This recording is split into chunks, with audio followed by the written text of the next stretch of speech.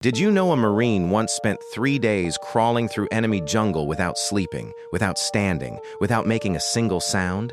His name was Carlos Hathcock. And in 1969, he was sent to do something almost no one believed was possible: assassinate a North Vietnamese general deep inside enemy territory. The general's camp was surrounded by hundreds of soldiers. There was no way to walk in. So Hathcock didn't walk. He crawled. Belly flat against the ground, he moved through nearly 1,500 meters of jungle over 72 hours. Soldiers passed within feet of him. He couldn't flinch, couldn't cough, couldn't sleep. At one point, an ant crawled across his eye. He let it. He finally reached his position, took his shot, and then crawled the entire way back out. No one saw him. No one heard him.